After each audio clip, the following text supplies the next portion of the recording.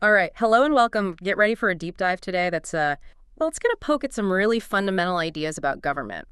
We're jumping into Larken Rose's article, Without Government, Warlords Would Take Over, a deconstruction. It's pretty provocative stuff. Our mission really is to unpack this argument he makes because it definitely pushes back against a lot of what we just assume about power, about governance.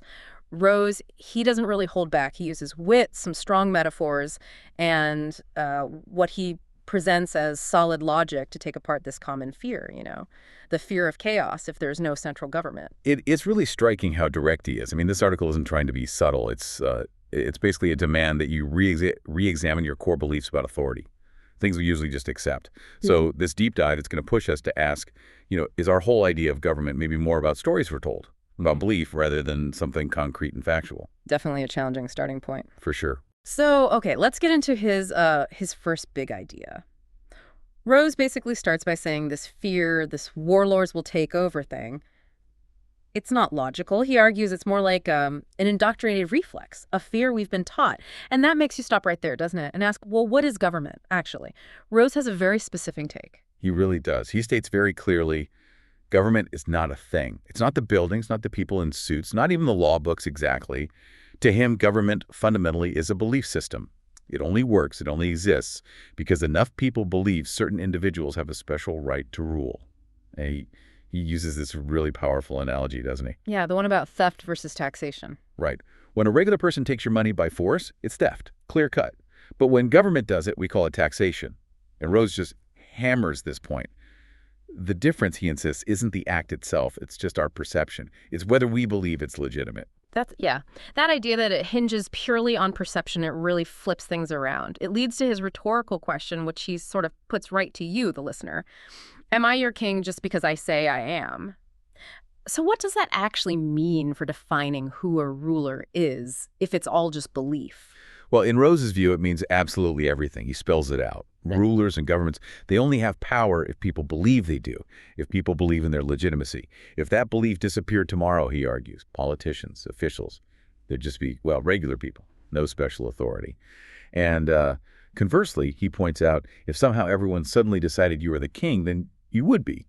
But only because of that belief, not because of any inherent quality you possess. Right, by belief, not by fact, as he puts it. Exactly. Authority isn't real in a tangible sense. It's granted by the collective mind. It's a really radical perspective. Okay, and this is where he makes that jump that feels almost deliberately shocking. We're told no government means warlords.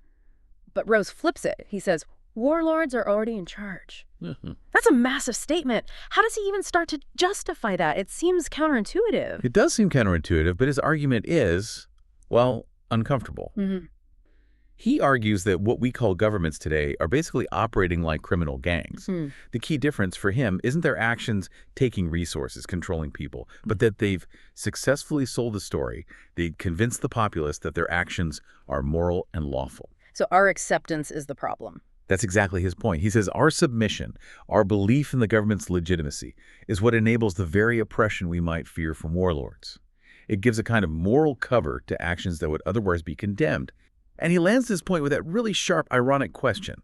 Something like, so if we stop seeing these guys as our rightful rulers, that's when they become the real threat. He uses pretty strong language there, calling them sociopaths, to really underline his view on the nature of power seekers.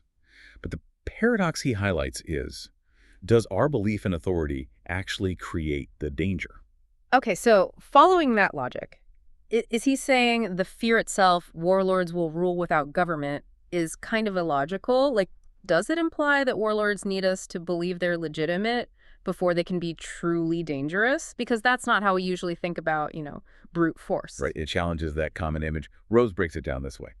Warlords, or any rulers really, are dangerous primarily because people grant them legitimacy, or at least accept their authority, even if grudgingly. Without that belief, he argues that the population just saw them as illegitimate aggressors.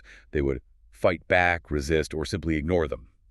That collective withdrawal of belief, he contends, would make them essentially powerless, or at least vastly less powerful. So the danger isn't just the guns, it's the perceived right to use them, granted by belief. It's a fascinating reframing. Power flowing from belief. Okay, but then there's the next obvious question, right? What about other powerful groups? People listening might think, fine, but wouldn't giant corporations just take over? Wouldn't they oppress us without government holding them back? Hmm. Rose tackles this too. He asks that pointed question. How exactly would, say, Pepsi Cola oppress you? Yeah, and his counter is pretty direct. He argues that the massive power corporations wield today is largely because government props them up. Things like subsidies, regulations that actually shield them from competition, bailouts. He sees these as government interventions that create corporate dominance. In a society without a state, he argues, a company like Pepsi couldn't just, hire an army to force soda down your throat. Right. He says it's just not viable. Economically, socially, people would resist. Mm. It's practically impossible, he claims. Unlike governments, which can fund their enforcement through taxation, something corporations can't just do. You can always choose not to buy Pepsi. You often can't choose not to pay taxes without facing consequences enforced by that very state power. So it always comes back to that core idea. Perception is power, and belief enables enforcement. He uses that striking visual, doesn't he? The 100,000 IRS employees versus 100 million taxpayers. How can so few command so many? Exactly. That example is meant to crystallize his central insight.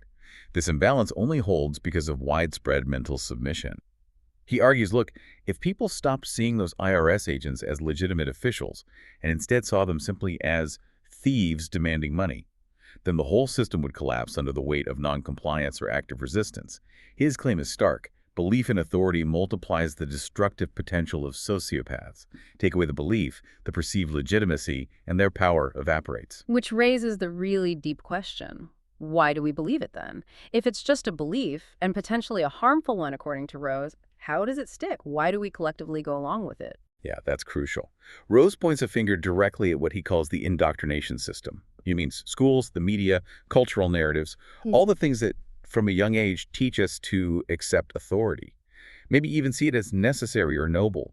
He gives examples of how government actions, which might seem abusive if done by anyone else, get framed positively. National security, public service, paying your fair share. Language matters. Immensely. He argues this whole narrative is carefully constructed and maintained because it fundamentally benefits the ruling class. It keeps the system going by ensuring people believe they need rulers. Wow. Okay, we've covered a lot of ground here, really digging into Rose's quite radical framework. So to sort of wrap up this deep dive, Rose's central thrust is that government isn't our protector from warlords. It's more like a polished, legitimized version of the warlords we're taught to fear. And the linchpin is belief. Authority exists only because we believe in it. And his conclusion from that is also quite startling. He argues that ending the belief doesn't unleash chaos. Instead, he claims, it removes the illusion that permits institutionalized abuse. It's about removing the permission for that power to exist. Which leads us to his final, very direct challenge, a thought he leaves for you, the listener, to really chew on after this. Stop giving permission to political parasites to rule you, then see what actually happens. It's definitely an invitation to critically rethink some very deep-seated assumptions, leaves you with a lot to consider.